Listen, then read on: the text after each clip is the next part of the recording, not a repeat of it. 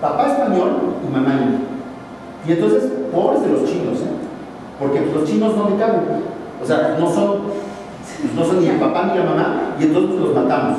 Y literalmente, por eso en México hubo un genocidio de chinos a principios del siglo XX brutal. O sea, entraron muchos inmigrantes chinos a finales del siglo XIX, a principios del siglo XX, y el gobierno de Díaz hizo una política de expulsión de chinos brutal en 1906. Inclusive hizo una cosa que a mí me da escalofríos como lo platico, que es que llegaba a las zonas donde vivían chinos y deportaba automáticamente a todas las personas que parecieran chinos.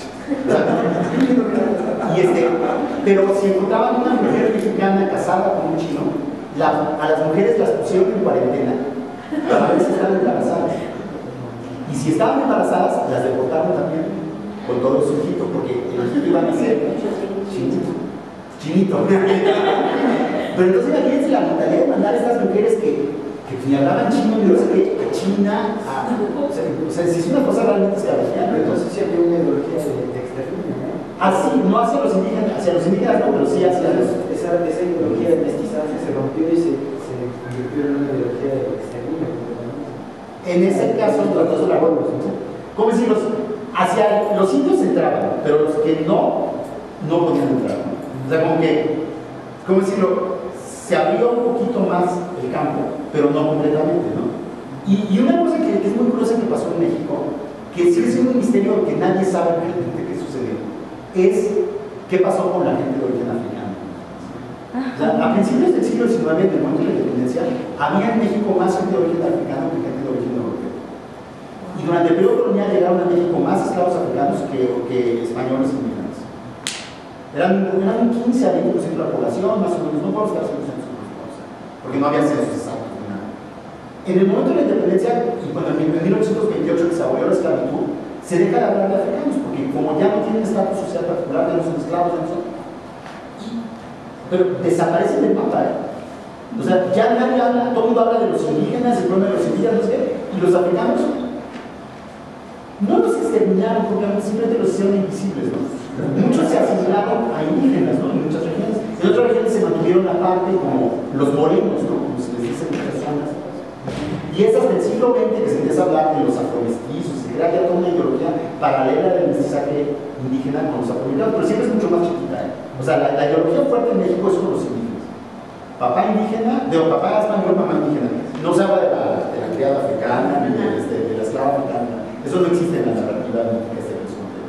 Entonces, y ese grupo o sea, sigue siendo un misterio qué pasó con ese grupo. ¿Cómo es que de alguna manera se volvió un grupo que ya no es reconocible como tal?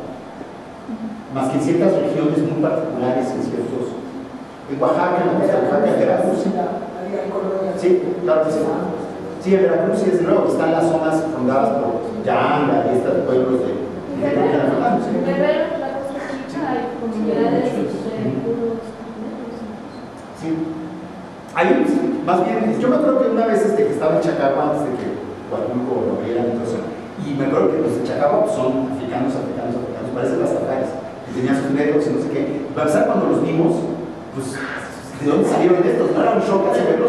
Y luego nos contaban que cuando iban a Estados Unidos, se iban de inmigrantes a Estados Unidos como tantos de la región, y los mexicanos nunca les creían a los mexicanos. O sea, se querían contar con los mexicanos y los mexicanos los rasisteaban, se quedaban negros, o sea, tú eres negro, o sea, tú no eres mexicano, y no les creían que venían de Oaxaca, no sé qué. Porque no entra en el mapa. Y este es otro punto que es muy importante. O sea, fíjense cómo supuestamente la ideología, y un poco silenan los defensores del mestizaje hasta la fecha. O sea, hablo de Krause o de Aguilar Camino. Mucha gente todavía siente la ideología del mestizaje. Dicen que fue muy generosa, ¿no? Porque a diferencia de Estados Unidos que exterminó a sus indios y que esclavizó a sus negros, en México les dimos chance a los indios de que se volvieran mejores, ¿no? Es un poco lo que están diciendo básicamente, ¿no? Les dimos chance de que se superaran a sí mismos, se convirtieran en mestizos. Pero, si se fijan, si vemos estos márgenes, lo que pasó con los chinos, lo que pasó con los negros, lo que ha pasado con los judíos, ¿no? El antisemitismo en México es una cosa fuertísima. Y mucha xenofobia, ¿no? En México también hay, en general, son bastante xenófobos. Ese es el lado oscuro del mestizaje, ¿no? Porque si tú piensas la sociedad en términos raciales, puede ser buena onda con un grupo racial, pero si estás pensando en términos raciales, inevitablemente vas a acabar siendo mala onda con un grupo. O sea, puedes ser tolerante con los de cierta raza, pero siempre va a haber unos de otra raza que no te van a gustar, ¿no?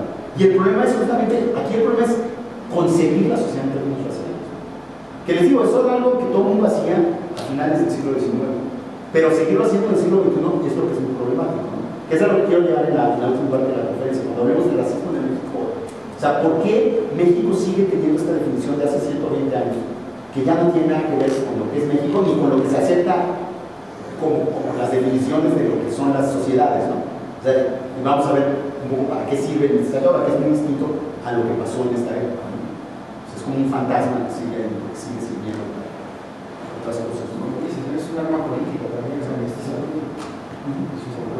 Sí, ahora sirve para cosas muy diferentes ahora, desde los años 80 hasta acá sirve para cosas muy diferentes que lo que servía, pero que para lo que sirvió a lo largo del siglo XX, porque han cambiado muchas cosas. Pero bueno, entonces, básicamente, y aquí es donde entra el indigenismo, ¿no? Cuando les decía que el mestizaje, no estoy todavía cuando les decía que el mestizaje, que había un triángulo, mestizaje, indigenismo, racismo, la concepción clásica del indigenismo que se produce en los años 40, sí, 30, 40 del siglo XX, es un corolario del indigenismo, ¿no? O sea, el indigenismo dice, México es una nación en que hay varias razas, pero esas razas deben unirse para convertirse en una sola. Y es muy interesante que si uno lee a Gami o acaso a todos los que hablan de mestizaje, todos empiezan diciendo, las naciones más fuertes del mundo son homogéneas racialmente. Es decir, tiene una sola raza. Si México quiere ser fuerte como ellas, debe hacer desaparecer a las diferentes razas y debe fundirlas en una sola raza, que es el mestizaje, la raza mestiza. Y curiosamente, Gami es muy interesante. Gami ha dado dos ejemplos que no es casual: Japón y Alemania. Y está escribiendo los años 20, o sea, cuando el nazismo ya empieza a despuntar. O sea, no es azaroso, ¿no? Y Japón, que es una nación activamente racista hasta la fecha, de las más racistas del mundo, que la gente, por ejemplo, de origen coreano no tiene acceso a la nacionalidad, no llega a las elecciones en Japón, y es una de las pocas naciones del mundo que todavía hay una definición racial de la identidad nacional a nivel constitucional y todo eso. Es muy curioso. O sea, digo, no es azaroso que no tengan esas situaciones, porque no podían decir que Estados Unidos era homogéneo racialmente. Estados Unidos es brutalmente racista, pero nunca nadie ha pretendido que sea homogéneo, ¿no? O sea, más bien siempre ha estado integrado con grupos diferentes, ¿no? Entonces, tan definido Japón y Estados Unidos. Pero bueno, les decía que, entonces, si la nación debe ser mestiza, entonces hay que hacer algo para que los indígenas, que son el mayor problema, porque son la mayoría, se conviertan en mestizos. ¿Y qué es lo que se hace? Se crea el indigenismo. O sea, el indigenismo es la tecnología que inventa el Estado mexicano para transformar indígenas en mestizos. O sea, cuando nosotros ahora usamos la palabra indigenismo, pensamos que ser indigenista es como estar a favor de los indios, ¿no? Es una acepción, ¿no? Y en muchos países del mundo, ser indigenista, o sea, se habla de un escritor indigenista porque es un escritor que habla de los indígenas. Hablas de una actitud indigenista porque pues, es como me cambian los zapatistas y viva manos y lo que ustedes quieran, pero en México el indigenismo no es eso. El indigenismo es una tecnología, ahorita les digo por qué digo tecnología, que inventaron antropólogos que trabajaban para el gobierno. O sea, Aguirre Beltrán, Moisés Sáenz, gente que trabajaba para el gobierno, para lograr que los indígenas dejaran de ser indígenas. Y es una tecnología porque es un conjunto de normas y de técnicas para lograr algo. No, si no, tú puedes hacer un conjunto de normas y técnicas para que las vacas den más leche y crezcan mejor y tengan mejor carne.